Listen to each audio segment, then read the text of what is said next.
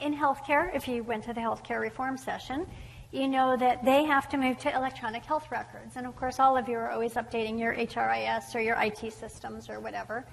He had to roll out getting 500 physicians in 70 practices in 7 states to start using this electronic health record in their practice. We had a year. He asked if I would coach him to help him create the objectives, create the content, figure out how he was going to measure it, deliver the training, and get these folks on board.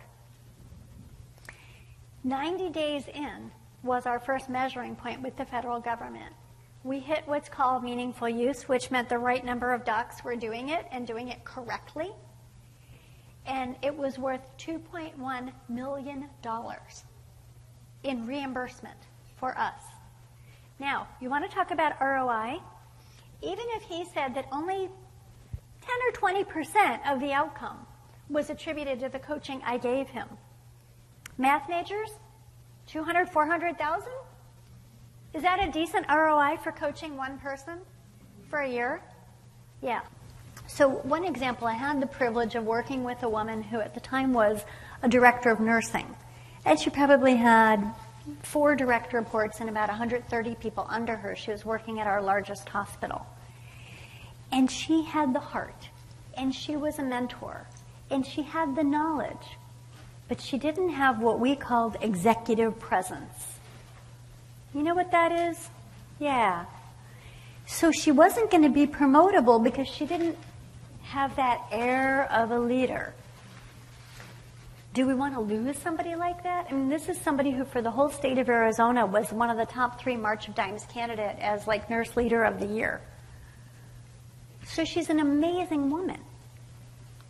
So I had the privilege of coaching her while she was in this advanced leadership program, and we set goals around what she wanted to accomplish, both how she needed to physically exhibit executive presence, when she was going to exhibit executive presence, how, and how she was going to develop herself intellectually a little bit deeper so that she'd have specific things to say in certain meetings that made her look and sound like the leader that she wanted to be.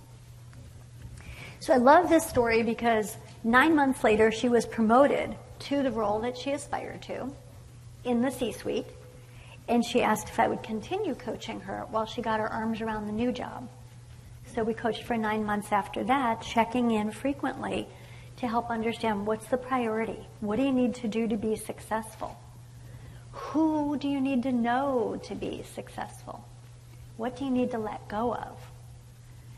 And so coaching, and she's given me permission to share, she's one of my favorite references. So coaching helped her to get something that she could not find a way to get on her own.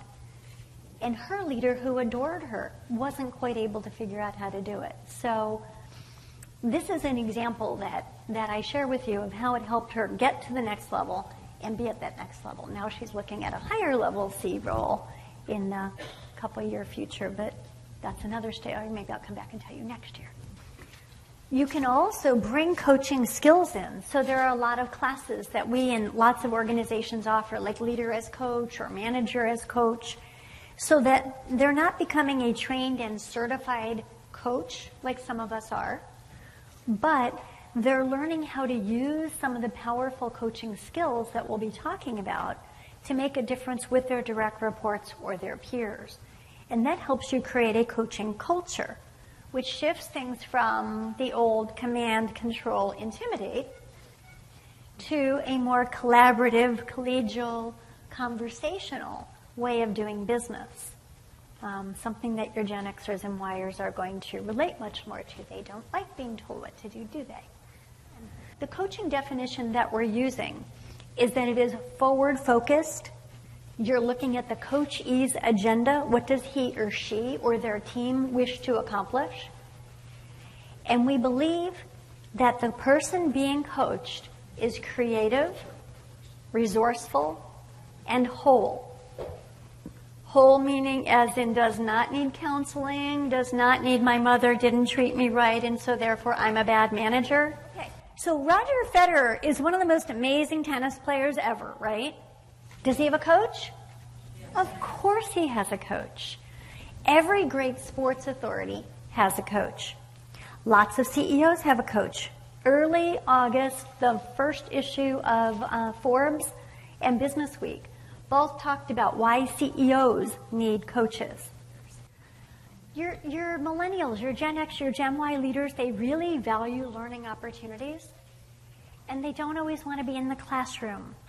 So coaching is a great way to retain them and engage them.